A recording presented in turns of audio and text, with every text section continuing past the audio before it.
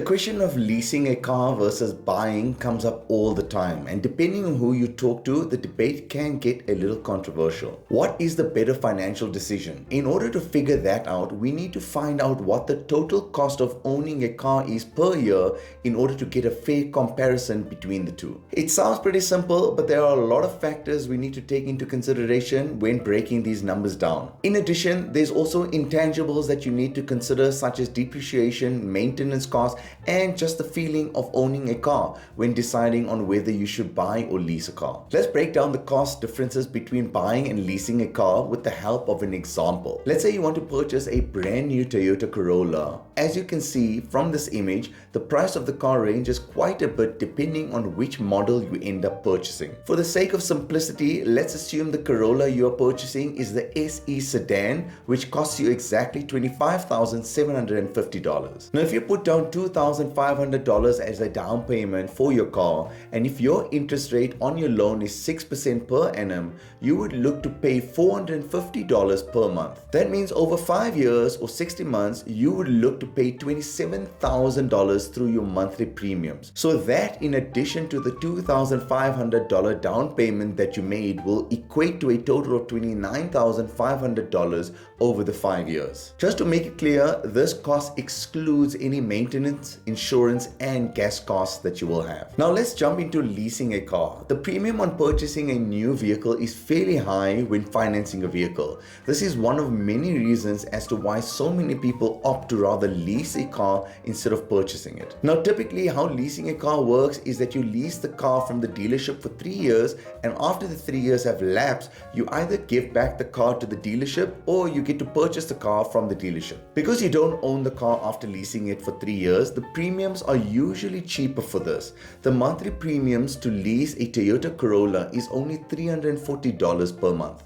Now, generally when cars are leased, they are typically leased for just 3 years or 36 months. When paying your monthly premiums to the dealership, they cover 4 things. The first one being depreciation. You'll be required to pay for the value the car depreciates in the 3 years that you are using it. The second thing that you're paying for is the interest or the finance charge. This is usually determined by economic factors such as interest rate at the time. Your monthly premiums will also cover any taxes associated with the lease, and lastly, your premiums will cover any fees that need to be charged. Leasing a car is usually cheaper on a monthly basis than buying a car, and the reason for this is that when you are purchasing the car, you are paying for the entire car.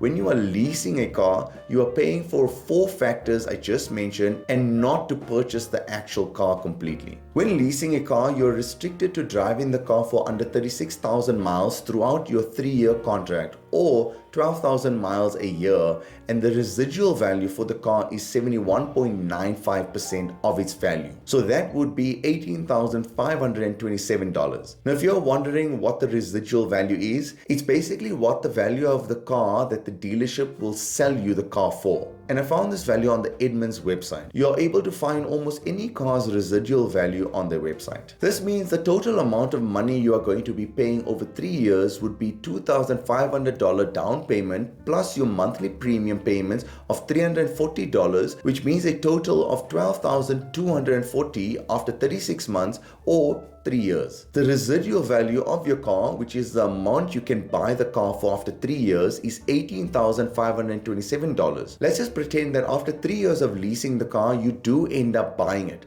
This will allow us to compare the price of leasing versus buying a brand new car. So this would then bring your total to $33,267 for leasing a car. Now, I know what you guys are thinking right now. I basically just compared buying a car over 5 years of finance to leasing a car for just 3 years, which doesn't really seem like a fair comparison. And you're right. So let's go ahead and run some numbers to compare leasing a car for 3 years to buying and financing a car for 3 years as well. Now, if you have found some sort of value in this video so far, then please consider liking and subscribing to my channel. It will go a long way in helping me out. If we had to finance the car for 3 years, we would still look to make the same down payment of $2,500, but our monthly premiums will substantially increase to $760 $207 per month. That brings our grand total of buying a car over 3 years to $27,952. So here is what a full table of what the total cost looked like for the three scenarios. For financing a car for 5 years, the total cost comes up to $29,500,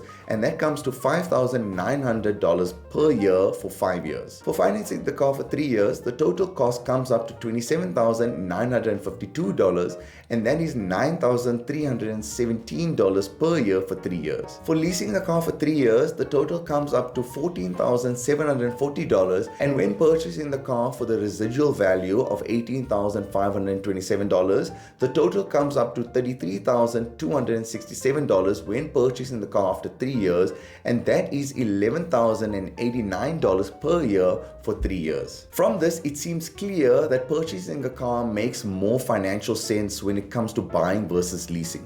However, there is one other scenario which I would like to share with you guys, and that is selling your car after 3 years. Now, one interesting thing about selling a second-hand car is that the demand for second-hand cars these days is so high that the sell value of the vehicle is much greater than the actual residual value of the vehicle that the dealership gives you. So after 3 years of having your Toyota Corolla, you can very well sell it for $20,000 in today's market. So when purchasing the vehicle through finance from the beginning, your total expense comes up to $27,952. And if you sell that car for $20,000, you will be left with $7,952 for the 3 years, which comes up to $2,650 per year. Now, on the other hand, if you decide to lease the car and not purchase it after 3 years, your expense on it for the 3 years will be $14,740, which equates to a mammoth $4,913 per year. If you decide to purchase the car at its residual value of $18,527